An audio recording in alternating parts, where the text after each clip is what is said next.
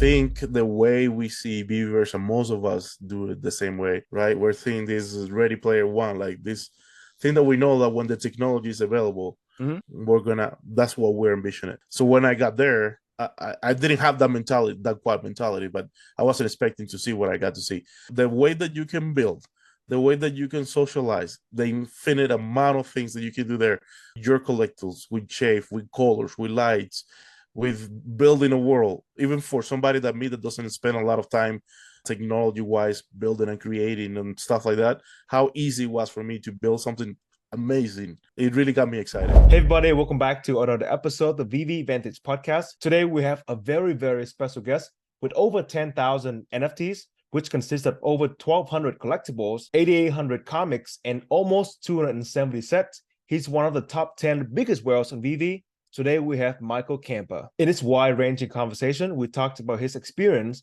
going from collecting M&Ms and Kit Kat candy wraps in Cuba to owning over 10,000 NFTs of some of the biggest IPs in pop culture and many, many physical comic books and physical statues as well. We talked about how he owns 25% of the first ever Zoro comic books, how he built his own business, how VeVe reignited his passion for collecting and created incredible bonding moments between him and his kids. We also discussed his experience using VeVeVerse because Michael is one of the beta testers, so he actually used it. Last but not least, he also reviewed his thoughts on OMI and the biggest VeVe lesson.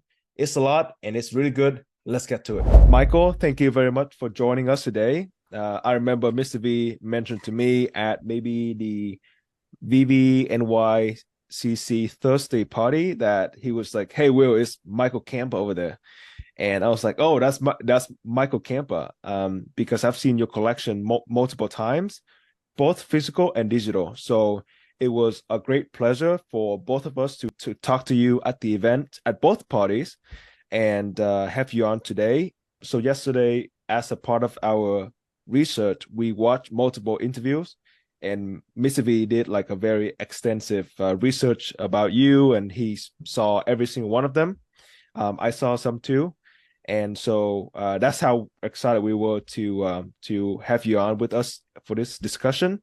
And we, again, thank you so much for joining us today. And we are excited to learn from you and for other people to get your perspective on collecting both physical and on VeVe as well. Yeah, thank you for having me, guys. It was a pleasure meeting you in person. And yeah, the first day in New York, I saw you walking around, but I'm kind of like a shy guy, so I have a hard time going to people and talking to people. And it was a lot of people there, but I was very excited to meet you guys because I have been watching your channel for a very long time, and the research and the time that you put behind your interviews is amazing. So thank you for having me over. Yeah. So thank you. And I would like to, I know MisterV has some questions, but I would like to get started with this one real quick. So yesterday, when I was doing research about you, you had 1,214 collectibles, 264 sets, and 8,841 comics. But today, 5 minutes before this call, I looked at your account again, and you had 2 new sets and 5 more collectibles because you're at 266 sets and 1,219 collectibles. So can you tell us about your new set and collectibles? Yeah, so my goal was to get to the 10,000 collectibles, and I got there. And now I'm Congrats. working to get into the 300 sets. So that's my next goal. So I'm gonna start building up those ones. It shouldn't take me long here, based on the what, because I haven't been buying too many of the collectibles lately.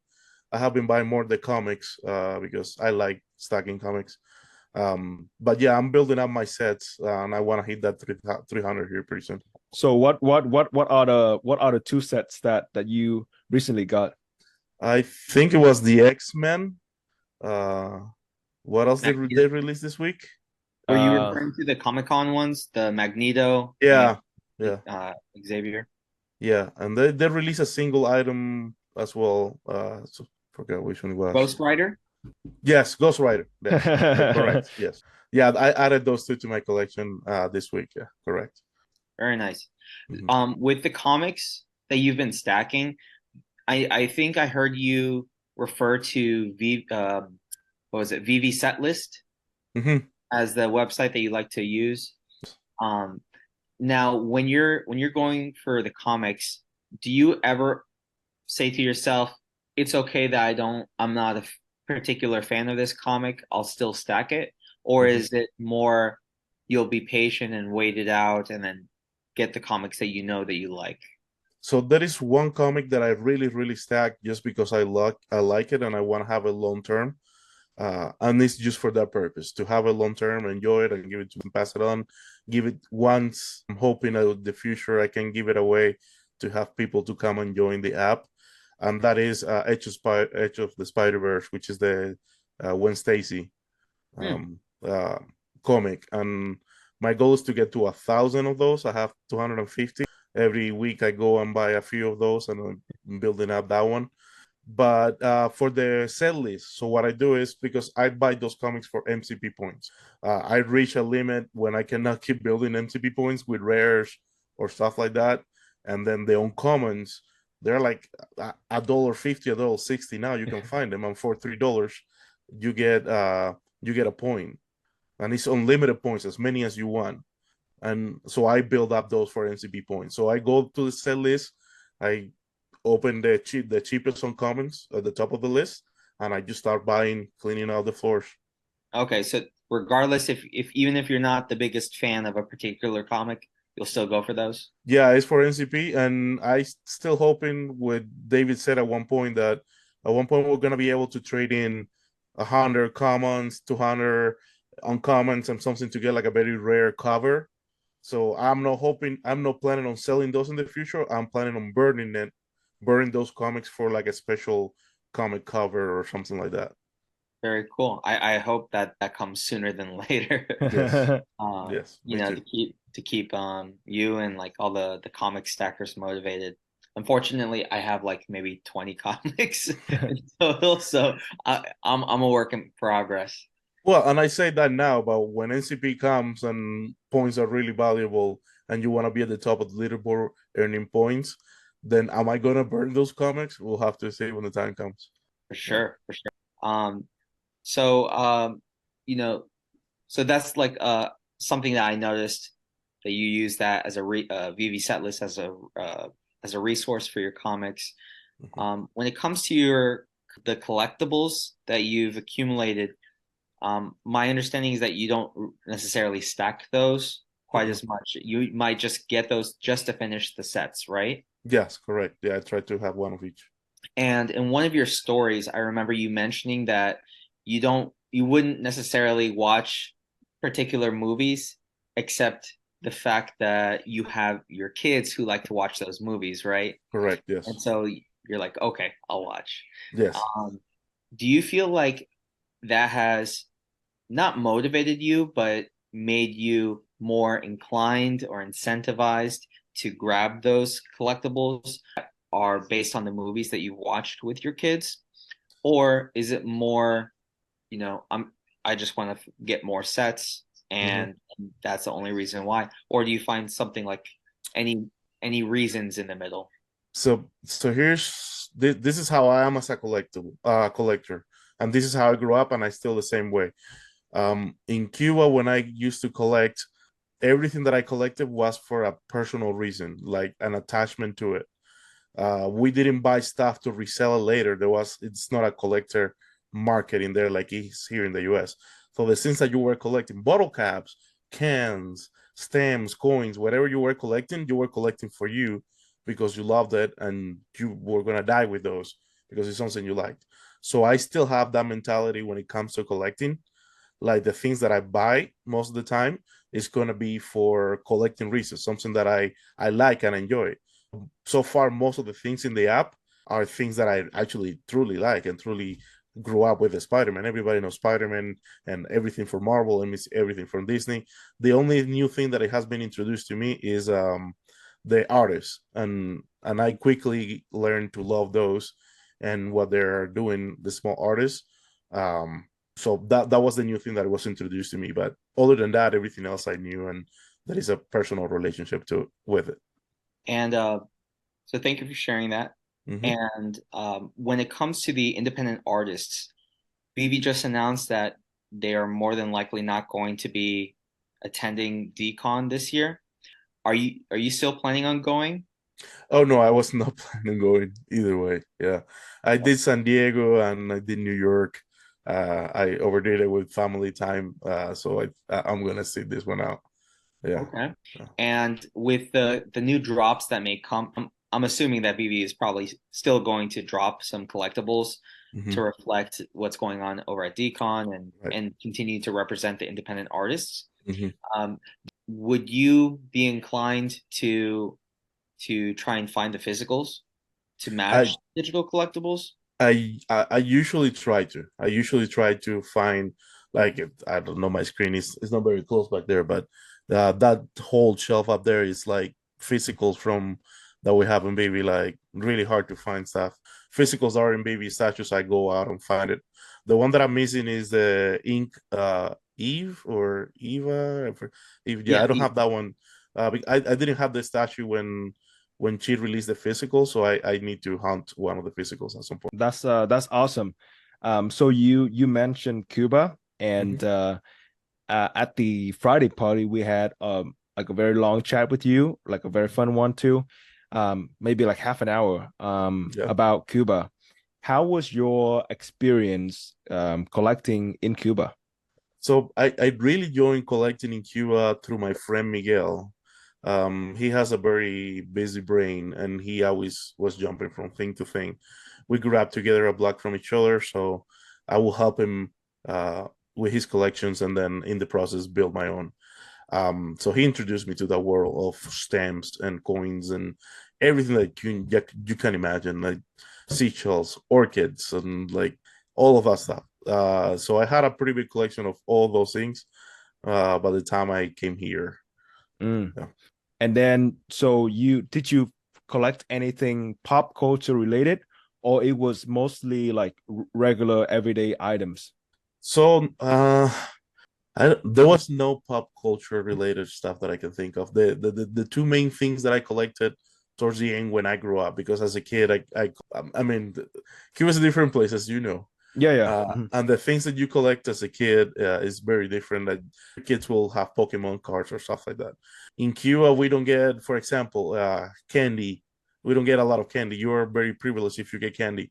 So if you got a pack of M&Ms, you will have like books, and in every page we'll have like M&Ms or Snickers or Kit Kats, and we'll save the wrappings, and we will save all those candy wrappings, and that will be a collection.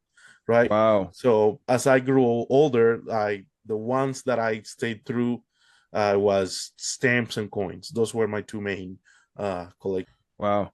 Yeah. So we talked about Cuba because you are from Cuba, and I mentioned how I had the luck of visiting Havana for 7 days. And I remember I will say probably my biggest regret when I visited was I went to this shop and I was wearing my backpack and I had this very regular looking water bottle that just had like a blue kind of turquoise cap on it. It's the same water bottle that you would see at gyms, like people would carry them all the time. There's nothing special about it. And there was this shopkeeper who loved it so much, because she, like, they don't usually have those kind of things there, and she wanted to trade things for it, like very nice gift and stuff like that. And at the time I had like sentimental attachment to it, but thinking back, it would have been a very cool experience for me had I traded and like building that connection with that person, because when I went there, like the people are super friendly, the cars are very cool, all the vintage car.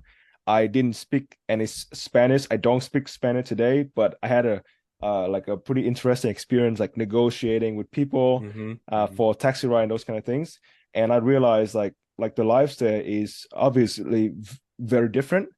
And kids here, they have like Marvel and Disney and DC and those kind of things, but the collecting scenes there is very different. Like my water bottle was like a collectible for many people, and then you mentioned like the wrap for Kit Kats and M&Ms and those kind of things. So that is a very cool story. Yeah. It's Cuba is hard to describe to people. It has to Yeah. be, you have to live it, because the things that you get to experience are, but it's like going back in time. It's like living back in the 50s, 40s, or something like that. So it's a very different experience. Yeah. But what I also like about it is the fact that you collect coins and these candy wraps and stamps. That is what really make you special, because like collecting is very personalized, very unique, right? So like if Mhm. I have the same collectibles that MisterV has, that Right. you have, we're all going to be the same. There's not really a way to stand out. Maybe I have more, but Correct. the fact that you collected those things and you have a passion for it and your background in it just makes it 10 times better. Yeah, as a collector, yeah, having that personal attachment to it, it does. Yeah. Yeah, as a collector, it helps. Yeah. Yeah. And I think you mentioned on one of the talks that maybe and correct me if I get this Hmm. wrong, that you were not able to bring a lot of your collections here to the US. Is that correct? Yeah, most of it I had to Mm, leave behind. Yes, okay. most of it is gone by now. Yeah, unfortunately.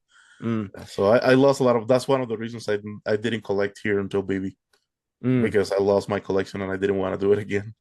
right. And then so you started VeVe, and Mr. V told me yesterday that he learned that you started collecting physical collectibles again after joining VeVe. Is that correct? That is 100%. Everything that you see here and everything that you don't see here is after baby. Yes. Wow. That's cool. Mm. So how did you learn about the app, and what caught your attention, and what really turned you into one of the top 10 VeVe collectors today? All right. So I have been investing for a long time, right, for retirement purposes. I want to retire early in my life. So I've been investing for quite a while. And one of those investments was crypto. And I found out about OMI, and I through Andre Ika, I forgot his name, Andrew something. He's a famous, very popular YouTuber.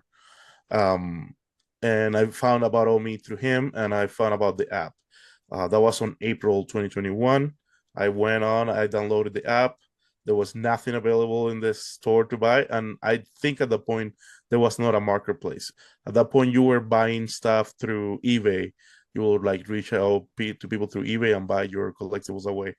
So it wasn't my thing. And again, because of that personal attachment, I wasn't buying collectibles for selling later. So it didn't cross my mind to buy the collectible. So I went for OMI. That's how I heard about baby, and that's how I started. From April all the way through Golden Moments week, I didn't buy anything. I saw everything being dropped. Marvel comics. Never collected comics in my life. Wasn't interested on it. I saw the emails and everything. Spider-Man 1. I saw all the emails. Didn't buy anything until Homer and Bart season dropped. So I learned English watching The Simpsons. Again, we go back to that personal attachment to stuff, and I was like, I have to have this thing. So I went after it, and I didn't get it, but I went into the marketplace and I bought it, and that hooked me in. Mm. Speaking of golden moments, I know Mr. V has some questions regarding that particular collection for you. Yeah, so I do recall that you mentioned that you're very fond of the Golden Moments collection, Mhm. and that it was your favorite. Maybe like, and this you said this like about a year ago. Okay. Has your opinion changed since then? As I said, as a whole collection, no, it's still my favorite. It's still the Golden Moments is. It has a very special place for me, and I always will. It's the one that got me into the BB. I think it got a lot of people very excited about BB when that week came. It really was the first one to offer utility, I believe, in BB, like this, because you get the Disney Plus Right. membership and stuff like that. So it is there is so much attached to that collection that it's very special to me. And I mean, it's well attached. I mean, come on.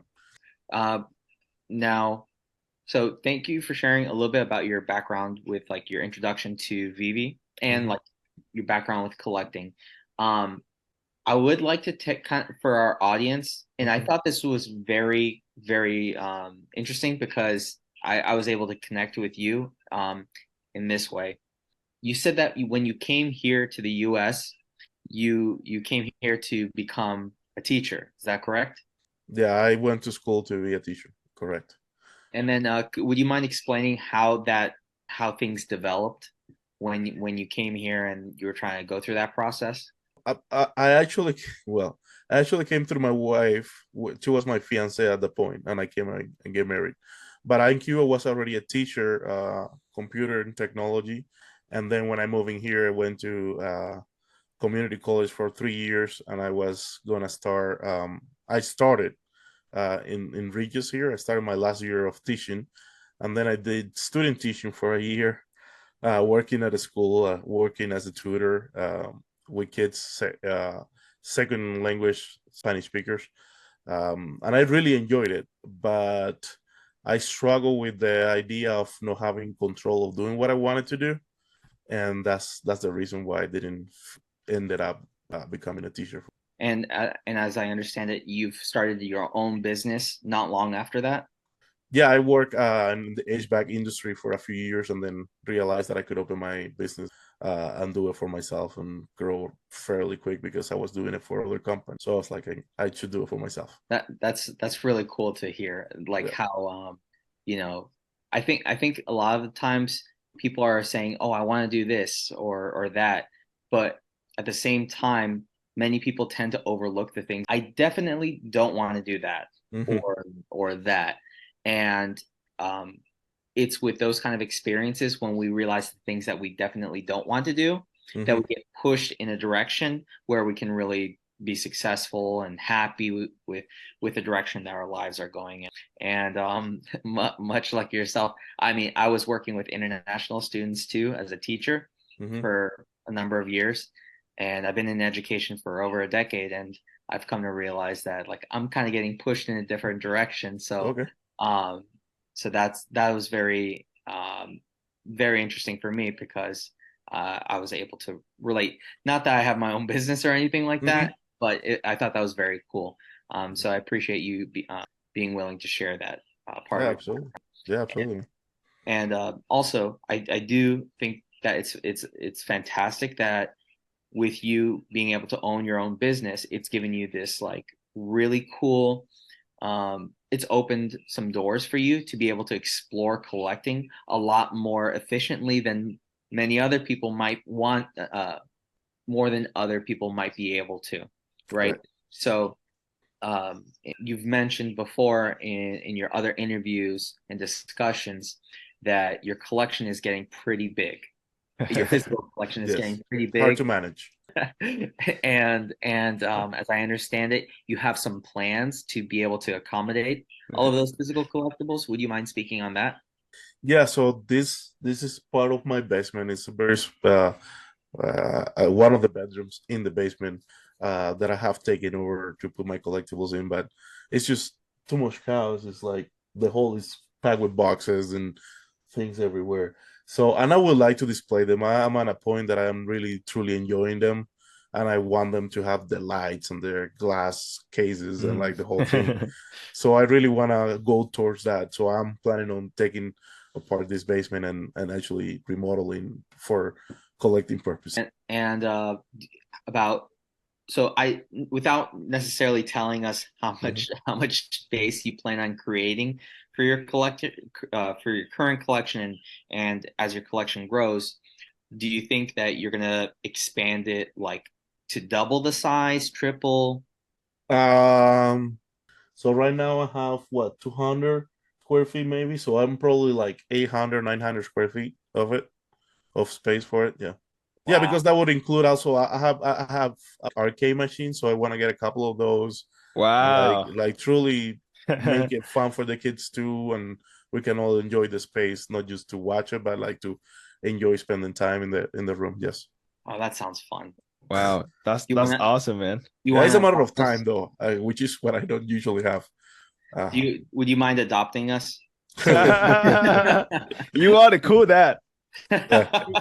Yo, your kids are so lucky to grow up and be able to share that collecting experience with you and actually have a physical space to do it and play games. And you can also bridge the gap between digital and physical as well. So you can then introduce them to VeVe and all those kinds of things. So that's one of the coolest way to grow up, really, like to have a bond with your parents over something.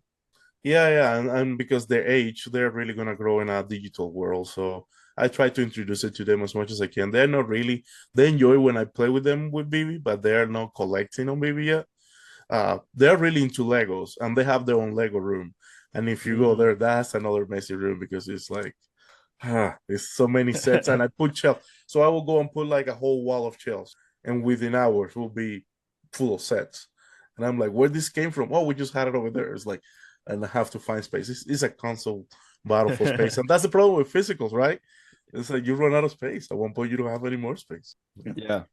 With the Legos that you're collecting for your kids, do you buy one for them to build, and then do you buy an extra one to leave it unopened? Just for fun. We're just playing with it. I save the boxes, but we open them and play with them. Yeah.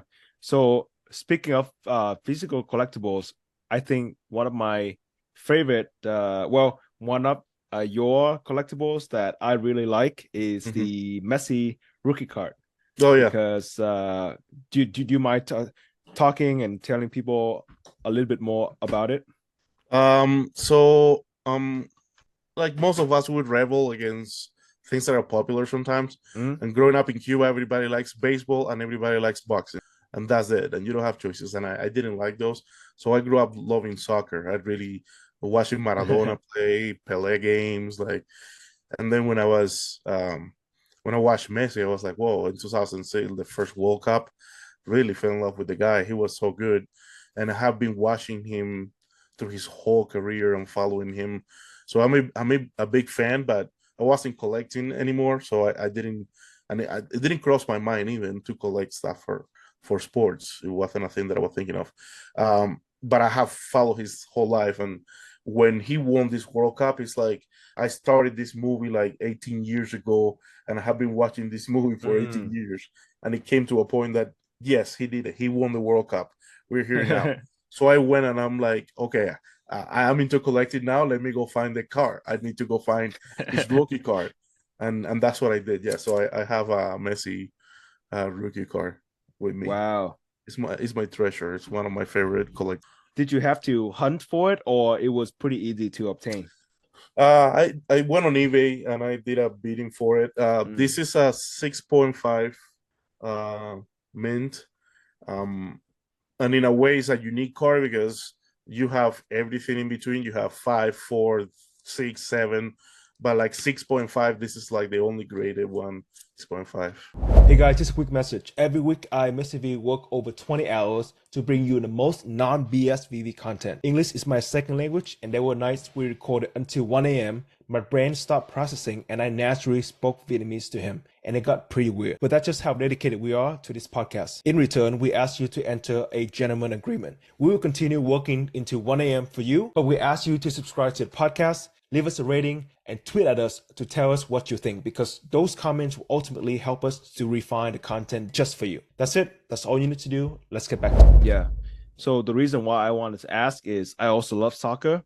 Okay. I don't really follow Messi because I have my own team, which is Manchester United. All right. Yeah, they're doing terrible at the moment, and it gives me depression. Watching them play twice a week. I'll get so excited 1 hour before the game when they release the lineup, and like 1 hour of the game until the game finished. That is my time. Like, I don't want to talk to anybody. I just want to focus on the game, and either I get very happy or I get upset the rest of the day. Okay. So do you have like a favorite team, or do you just follow Messi? So I have always liked the Argentina team. I have always followed. Yeah, the Argentina I don't know, for some reason I feel very attached to it, and with Maradona, one of my favorite players as well. So I followed that one. So yeah, but Messi for sure. It has been somebody that I have followed. This is the World Cup actually card that he got for when he won. This is a 10.0. Wow. But I did buy a bunch of them ungraded, so I have a lot of these ones ungraded from him winning the World Cup in Qatar. Yeah, I am excited for sport to be a vertical coming up in VeVe because to be honest with you, I'm not really a Marvel fan or DC or anything like that. I only have like 40 something collectibles, and I don't even care much about them.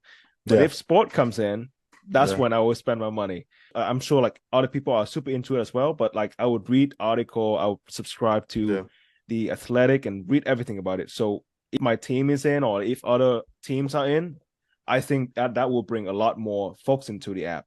Yeah, no, I am collecting Messi NFTs because there is a platform that you can buy those already that have been released. So I already have those first appearances. So I already have those. But yeah, I can't wait for VeVe to include sport for people that really truly like sports. Yeah, because when I read these articles and read the comment, I am blown away by the amount of passion and knowledge. Like these guys would analyze like college football games, and they would talk about how like the draft picks and those kind of things, or like in baseball, what you should trade, XYZ. They would pull out all the metrics. It's just so insane, and and like it's gonna be the same when sport comes to VeVe if they know how to do it right.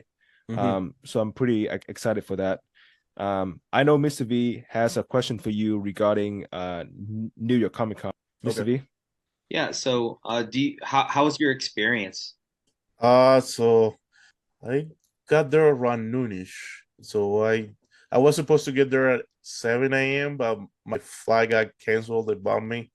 So I ended up there getting at noonish, running to the convention center and then get online because I had to pick up my pass. This is Thursday? Thursday, yes. Yep. Okay. Yeah. And then from there, I got there in line. So I ended up coming in like at 12:30 or 1 or around 1 p.m. And then I run straight to the VeVe booth to pick up my sets if there were any left. I was lucky enough to get them. And then when I went to the Addictive comic booth, I was able to get the graded ones, but they ran out of the ungraded. So I had to wait for a few hours. There was a bunch of us waiting around to be able to pick those up. Yes. So I was able to pick like 10 of each, 10 blue and 10 reds, 5 signs of each. So that part of it was stressful. That beginning of it was very stressful. After I was done with that and I accomplished what I really wanted to get in the physical side, then I just relaxed and enjoyed it. And then I got to talk to more people and hang out with Steve, my friend. Shout out to Steve, very close friend of mine in the VeVe community, and I sat into it. So the VeVe party, man, what an experience! To get to meet it's always for me is to get to meet the people, to put names to the face to the names that you are talking to constantly in Twitter and talking back and forth, or like the influencers. I know all of you guys, but we have never talked. Like we have never met in person, and it's a completely different experience. So between the VeVe party and the Sanjay party that we actually got to talk, because we could listen and hear each other. That was a very fun experience. Sanjay did an amazing job with that party. The amount of people that he was able to pull in that probably wouldn't have gone if it wasn't for Sanjay's party. That was amazing. And then the after party from Sanjay's party, going and hanging out with the VeVe community, like a bunch of us went to bars and hanging out, and from bar to bar all the way until I had to leave at 4 a.m. because I had to get an airplane, but they were out until like 7, 8 a.m. I mean, come on. It was great. I really enjoyed it. Do you, and you said that you went to New York Comic Con the year before? No, I went to San Diego Comic Con. Yeah. No, no. First time in New York. Yeah. Like ever? I was in New York, like in the airport for a few hours, but yeah, first time in New York. Okay. Was there anything about between attending Comic-Con and going to the social events in the evenings? Was there anything that really surprised you? Whether it be something that kind of caught you off guard, or something that you were really looking forward to and it exceeded your expectations? I mean, the amount of people that were there, the amount of people in that party. I mean, you were there at the line when we were waiting. What, you guys were inside? You were lucky. No. We were outside. You were outside? Yes, we were outside. Okay, so you saw the line outside. All right. So it was a big line. There was a lot of people. Oh yeah, there. Lots of people. Most of them I didn't know, and I got to talk to a good bunch of them when we went inside. So yeah, the amount of people that were there, it really caught me out of guard. I wasn't expecting that many people to be there. Yeah. You go on, MisterV? No, I was just gonna say that you're pretty spot on with like being able to put the faces to the names of people, because unless you were someone who's been interviewed on on whoever's channel or whatever, it's kind of like a lot of people may wonder like, oh, what does this guy look like, or what does she look like, and like that was very cool. Just being able to shake people's hands, have a cool conversation, and be able to and like extend those conversations that you might have had like online. So that did surprise me, and that was a pleasant experience for me as well. Yeah, and at the beginning it's always, at least for me, it's a little bit awkward because I don't know how to approach this person or that person, and everybody's feeling the same way. They're like, "Oh, this is MichaelCampa. Like, how do I talk?" It's like, "No, I want to talk to you.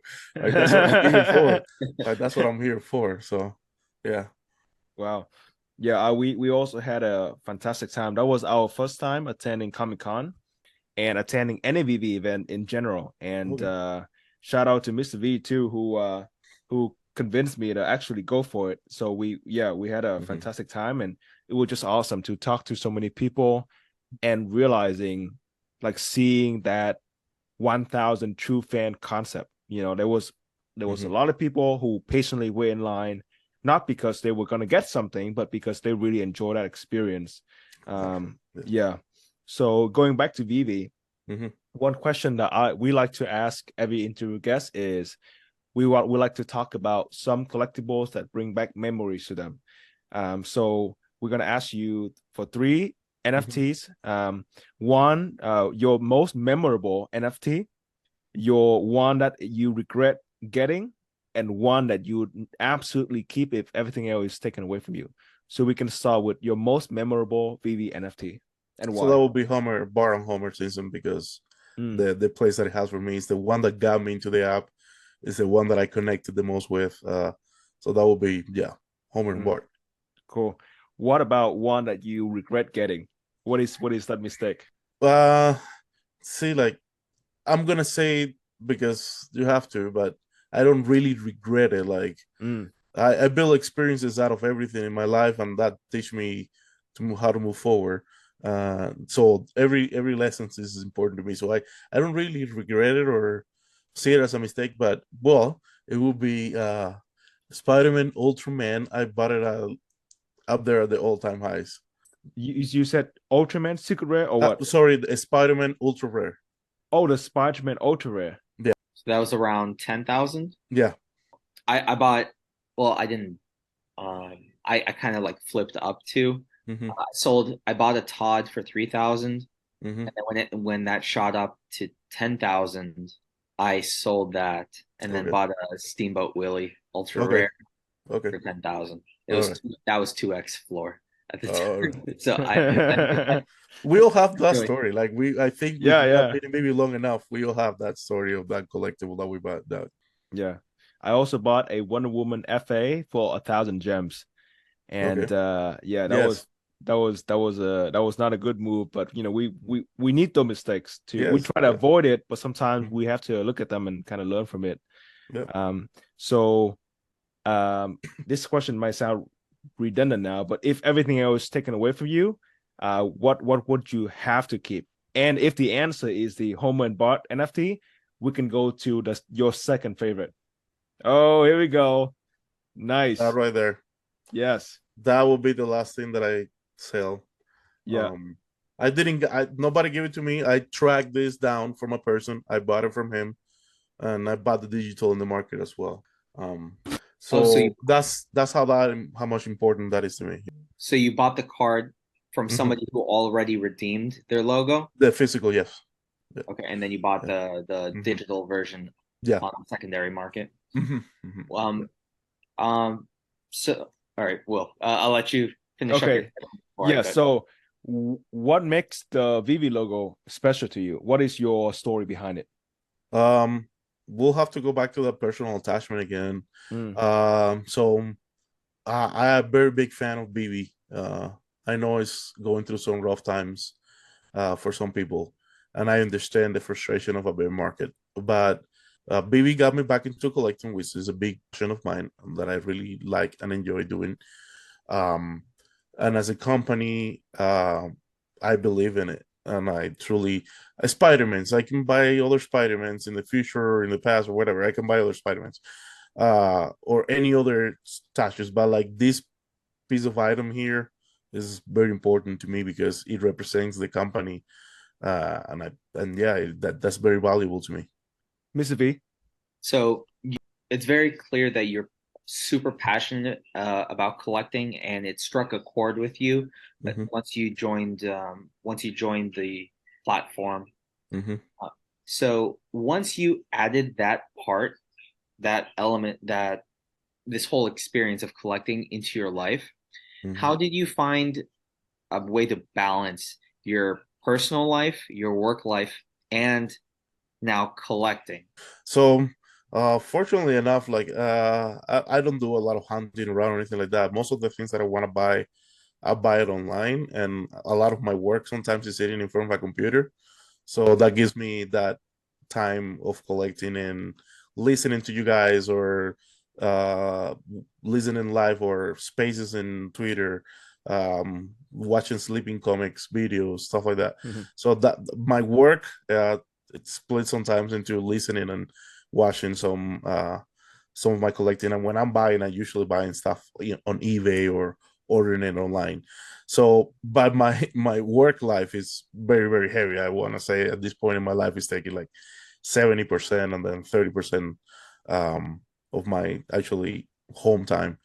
So, and then collecting bleeds into that time that I have in between working free times. And when you do manage to find Mm-hmm. something that you've been looking for, do you still get that same rush, that same level of excitement every single time that you manage to kind of check those items off of your list? Oh yeah, and so here in Denver we have, it's probably the biggest comic store in the world. It's definitely in the U.S. It's called Mile High Comic Store, and it's huge. It's like a giant warehouse. It's extremely big, and I take my kids sometimes there, and we get lost there for hours. And I will be looking through Funkos, or I'll be looking through comics, and then you see that one thing that you're like, oh, this I've been looking for this for so long. This is so important to me. So yeah, it's still there. It's still that rush in there. It's yeah. So I imagine it's tough to beat having that close to your home. Mm-hmm. But do you travel much around the states or outside of the country? No. I'll go to Cuba every now and then to see family, but other than that, I stay pretty put in here. Yeah. Okay, because I was just curious if you made it a point to stop at different comic book stores or collectible store if you did happen to travel outside of the area, Well, outside of your area, because that's one of the things that I did when I went to New York. I went to Midtown Comics. So the first day I went to the convention centers, but the second day I was just hanging out with Steve around town, talking, hanging out, having lunch, and having a relaxing time, just me and him. And we went to Midtown Comics and planted something that has like a bunch of statues and stuff. So yeah, if I had a chance and I see something close by, I will definitely go and swing by. Yes. and when you came to New York, did you come with an extra suitcase to fill it up, or did you No, or I, did you end up I I having to buy probably one? lied. I only have my backpack, and I was just carrying my backpack around. Yeah. Yeah. So it was so you just packed up. So I take it you left some space in your bag Mm-hmm. when you came, and then when you went back, it Yeah. was just jam packed. Mm-hmm. Yeah. Correct. Yeah. That's the beauty of VeVe is it's like, so what I've noticed is the demographic of VeVe collectors, from looking at the folks who showed up at the party, from Mm-hmm. looking at the analytics of our channel, is like people mostly like from 25 to around 55, within that age range. So people who are working, people who have family, have kids. So I think the beauty of it is like, I know like some people come into it for investing. Most of us are here for investing and collecting too. Let's talk about the collecting side. I think the beauty of it is that not many people talk about is it gives you a creative outlet. It gives you this like personal space. Like you work extremely hard, right? Like you get up early in the morning, you get your things done at work, you come home, you take care of your family. You have that tiny bit of maybe an hour or two to be you, like to have a hobby. And especially like people who live in the city or people who have kids in a family, like you have to save space for your family. You don't have a lot of space. So you still want to collect, which VeVe allows you to do it. But at the same time, you don't have space, but you can do it digitally. And for people like you, and I've seen other guests in the past, like you guys have all collected something when you were younger. Maybe it was Pokemon cards, or for you, stamps and other things. And you kind of lost it for multiple reasons, because your life or family or work, whatever. But now it brings that joy back to you. And it extends further. Like you now have a relationship with your kids. You guys go to the same comic book store. You share that joy of, hey, I just found something. Or like, hey, this is the superhero I like. I think you might like it too. Just those kind of things. I feel like listening to your story makes it even more meaningful. It's beyond like, oh, investing, buy for X, sell for Y. I think it's way more than that. Yeah, and for me it is. I still have a hard time buying in VeVe for selling later. Like, and that's why I buy like one of each mostly, because I'm not planning on selling. It's something that I want to have personally. For me, it's something that I truly want. So I still have a hard, even when I'm stacking comics, I'm not buying them for selling. I want to trade it for something more unique. Like I want to be part of that collecting part. So I still have that hard time because I didn't grow up collecting for investment purposes. Like I collected because it's something that I enjoy and loved. So I still in that mindset of collecting for those reasons. Yeah. And I know that I think you are pretty big into MCP points, right? Are you, it feels like you are pretty competitive. What do you think about that whole program and where you at right now? And what are your expectations for it? So right now, I'm at 1186 or something like that. Because here's the thing, VeVe for a while there, and that was one of my biggest battles in the VeVe. It was trying to get the MCP corrected. On August, I was getting 3,500 points. Right. And then overnight, after they fix it, after me begging for quite a long time, overnight I jumped to 6,500 points a day. So like over 3,000 points. I got over 3,000 points overnight daily that they corrected, but I didn't get the retroactive points. So I'm curious what I will be because we're properly calculated, right? But it doesn't matter because once you get to 100, it doesn't seem like you're going anywhere. Yeah. So I think I am in a good spot right now for MCP. I'm close to what I want to get. And that's why I'm now focusing more in those sets and trying to complete those sets. Okay. And then what do you think about OMI? OMI is an investment. The reason my OMI is not in VeVe is because I have $1 million. I put $1 million in there just to mess around. But the reason my OMI is not in VeVe is because it's for investment. That one I will sell, heartbeat. I have no problem at all selling OMI. And even I love MCP. Sometimes I'll be like, oh man, I should try throw in there the other 9 millions and get those 2,000 points a day for MCP. But I still see it as an investment. And if I need to sell it, I just want to be able to have it there to sell. Yeah. And what is your expectation for the VeVeVerse? And I know that's been a pretty big topic in the community over the past couple of days. Yeah. So I had been in the VeVeVerse, whitelisted. So I have seen it. I have played with it. I have enjoyed it thoroughly. And so are you a beta tester? Yeah. Oh wow, that's tester. Cool. That's awesome. I'm a beta tester. We are not, so we've never seen it. Yeah, I really liked it. People are saying it's a bigger showroom. It's not. It's not. People will see it, and they will see the concept come together once they get to experience it. Is great. My expectations is it's a little bit faster than what it is right now, because I really want to have a lot of people there, talking and doing this over there, right? Enjoying this time and having like a meeting of the VeVe fam over there, and that's what I'm looking for, truly. So I had that question with the knowledge of we didn't know that you have beta access, but now let me rephrase the question. Okay. What was Michael perspective before having beta access, and what was Michael after getting into it and kind of experience it? How did your perspective change at all? Did you become a lot more bullish on VeVe? What was your reaction?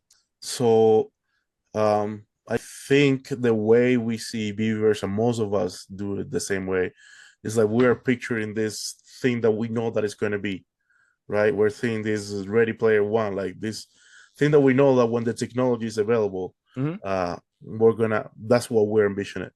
So when I got there, I didn't have that mentality, that quad mentality, but I wasn't expecting to see what I got to see.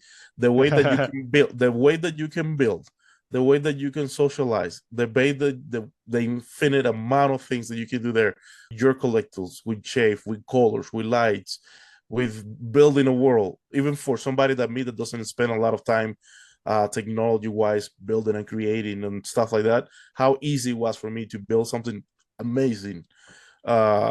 It really got me excited. It really got me excited because once everybody's there, it's gonna be a lot more fun. Right now, there's like 50 of us, but when everybody's there, I know that it's gonna be very exciting because it builds in then that social aspect of hanging out and having fun over there. Michael, if you don't mind me asking, so you may have heard us ask this question. If you had, let's say, 2,000 gems to put together a collection in your portfolio, and I think this goes two ways, right? What would you have been pursuing before having beta access?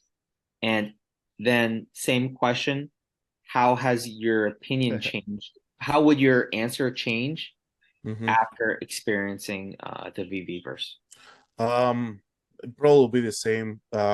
Look for things that are really personal to you, really close to you, things that are important to you. I think David even said it a few days ago in a interview.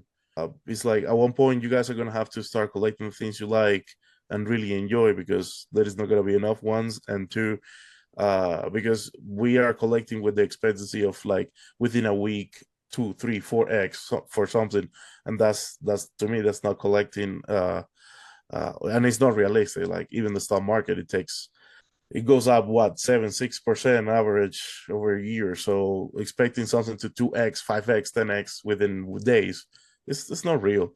So it's the same thing. It's like find things that are really close to you, things that are really important to you, and collect those things, and you will hold them. It's a treasure to you.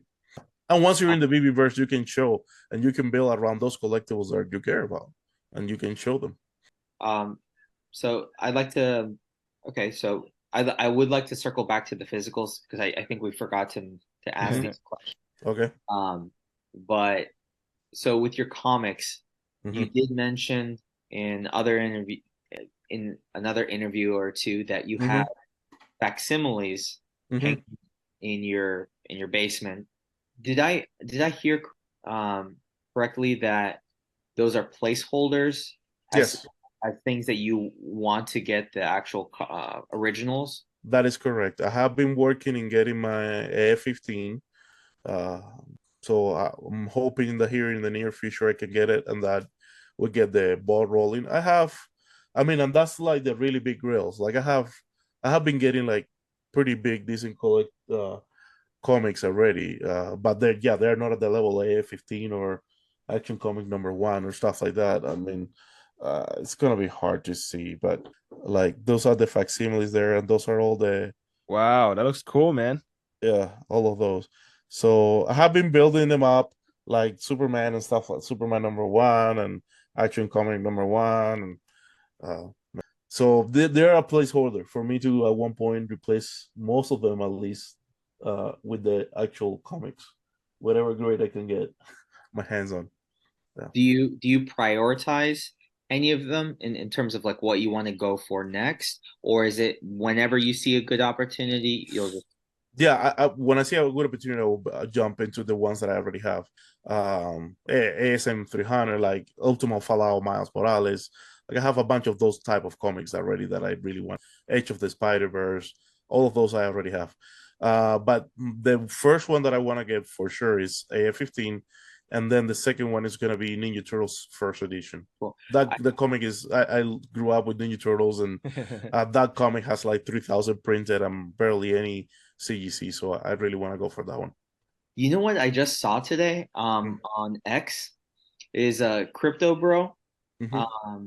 He got the very first Ninja Turtles comic. I think he got like a 6.5 or an 8.5 or something like that. And so I'm pretty surprised. You should reach out to him and see if Okay. you can find out where he got his. Okay. Maybe he could point you in the right direction. Yeah. Yeah, I have been wanting like the first edition for a while, and I would like to get it signed by Eastman. Yeah, for sure. Yeah. So we'll see. I'll probably buy it already signed. The problem with eBay is like you really, really don't know what you're buying or what you're buying. So I'd rather buy it in places like when we go to San Diego or places like that, or in my comic shops. So I have like 6 or 7 comic shops around me that I visit. So at one point, if I go there and I see a good deal, I might jump on it. Yeah. Are you uh are you close with the owners, or are you familiar with the owners Hmm. enough to the point Yeah. where like if they have Yeah. something cool come in, they Right. reach out to you? So yeah, so hard to see there probably. Uh yeah, you guys cannot see there, but I collect in physical. I'm stacking uh Zorro. So the first edition of El Zorro. Oh, Zoro, like the movie. Yeah. Oh, I know him. Yes, I've seen Yes. some movies growing up. Yeah. So that is Oh, only like they have comics too? so yeah, this is from 1949. Wow. Yeah. So this is the first edition that he shows up in a comic. It's not his first appearance. Mm. He comes from a book, a story in a book, but this is his first comic. There is only 21 graded in the world, and I already have 4 of them. So every time one goes in the market, I go for it and I buy them. Yeah. Yeah. My Oh, that's man. cool. Yeah. That's so cool. Yeah, I used to watch the 20%, black right? and white show too. Sorry, what? I used to watch the black and white show too. Mm-hmm. Yeah. Yeah. Oh, Back in the day. flashbacks. Wow, Zoro, that's awesome. Mm-hmm. So wow, that sounds like you collect from a multiple things like comic books and Funko and those kind of things. Did you get the Funko Iron Man by any chance? Yes. It's sitting back there. It's a big Oh, guy. okay. Oh Yeah, yeah, that's him. Yeah. yeah, it's back there. Wow, I that's bought cool. 6 of them. What was the result? I opened Okay. 5, 4 commons, Oh 1 boy. uncommon. Oh, okay. Next Yes. one. You're gonna get I, the next one.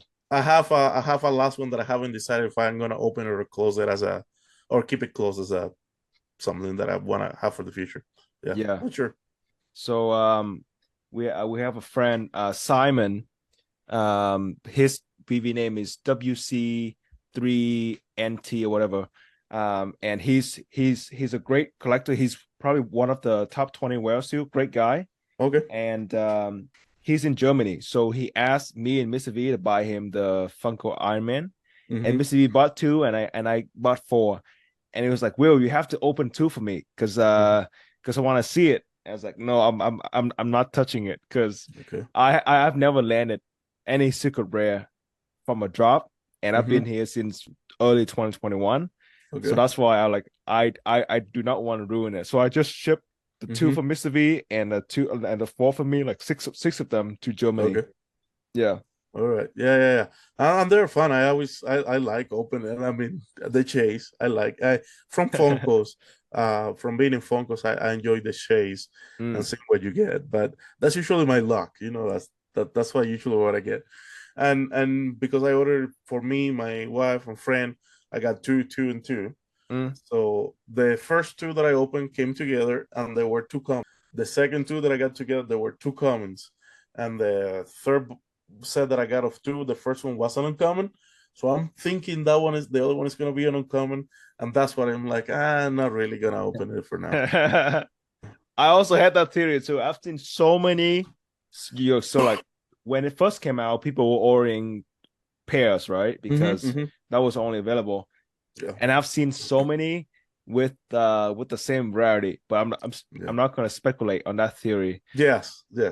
We were going to ask about your 3 biggest VeVe mistake or takeaways or lessons, but it sounds like you don't think of things as mistake because you are like a true collector. What about we ask about lessons or takeaways? If you were to get started again, obviously you were gonna get things that you like, but what would you do differently? In VeVe per se, big takeaways from VeVe. I don't know if these are takeaways, but one of the things would be enjoy the ride.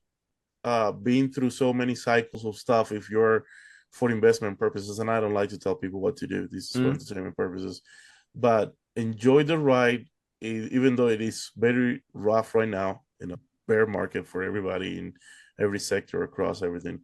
Enjoy the ride, enjoy your collectibles, have fun with those, and if you really enjoy it, just don't worry about what the status of the market is. That will be one of the things that I will tell you about, baby, and I have said it multiple times already. Just buy what you like and enjoy those things. If I could do something again, yes, during the January bull run, I will do things very differently.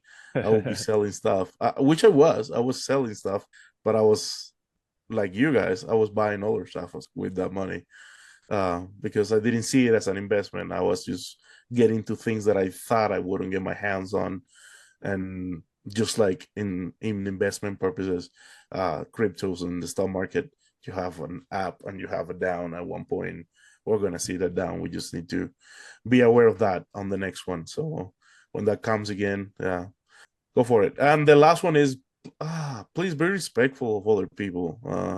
Be respectful of the rest of the community. Once you get to meet people face to face and you put the face to the name, you learn to do that more because you can see that there's a person on the other side. But for sure, like, be most respectful of people. So you are one of the top 10 biggest whales on the app. You have over 10,000 NFTs. Congrats again on that milestone. That's huge. You are also a business owner, so you always look into the future. Where do you see VeVe in 3 to 5 years?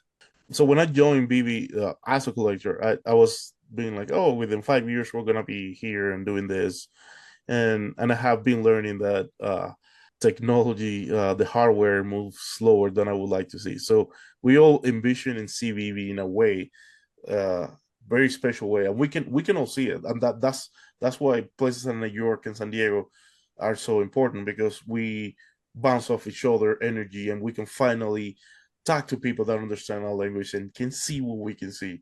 So that's what that place is so special. But the hardware is not there yet. It doesn't match our vision, and I think it's going to take a while. It's going to take longer than 3 to 5 years. The Vision Pro is going to be the first step, and I think that's going to get us closer.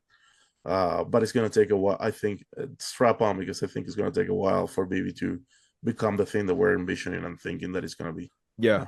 I also agree, because when we joined at a pretty weird time. We joined when everything was so hyped up, for both good and bad reasons. And then because, things were so hyped up, we had all these expectations, and we were demanding a small company, relatively new company with not a whole lot of resource, but they do have the talent, like the right people are there.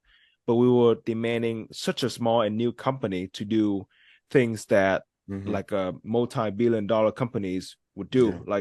So I had the pleasure of talking to you guys, and then interviewing David and Dan, and then I realized that, hey, there are so many products within the VeVe company itself, and it's not so like people think of VeVe as is one collecting platform, but within it, there are so many different smaller features that needs a team of its own. For example, you have the VeVe app, right? And then you have the VeVeVerse, you have the OMI token, you need a compliance team to deal with pretty much everything else. You need a support team, you need a marketing team, you need all of these kind of components. And then if something goes wrong, for example, like when they had an issue with the waitlist system, or if they had changes in regulations that affect, or if they had problems with the dirty gem situation, back in 2021, 2022, or if they wanted to migrate to IMX, or if they're not solving problems, they have to focus their resource on like the current product and the future, like VeVeVerse. So there's so many things. So I think we just need to be patient. And I would really appreciate the fact that you join us today and share your perspective, because that's very valuable coming from like a huge collector like you. Thank you, and I really enjoy being here with you guys. You guys are special. You guys do your research, and I enjoy every interview that you guys do. It's a very good time. It helps me work there. It keeps me entertained while I'm working boring jobs. So thank you for all you guys do, and thank you for keeping the community going, because it's really important to have these bonds and bonds of people getting together and hanging out and actually getting to know people. Like you say, if people don't get interviewed, we don't get to know them. So having a place like this to have that outlet. So what you guys are doing is amazing, and you're doing it really, really, really well. Okay. Thanks. Thank you, Michael. We really appreciate it, and we hope you have a great weekend with your family. That is it, everybody. Thank you so much for tuning in. I hope you have enjoyed the episode today, and if you have, remember that gentleman agreement. We will continue working until 1 a.m. just for you, but in return, we ask you to subscribe to the podcast so that you don't miss out on the actionable and valuable insights, everything VeVe and OMI related. Don't forget to give us a rating and tweet at us to let us know what you think about the podcast so that we can refine the content better just for you. Thank you so much. We hope to see you again next time. Peace.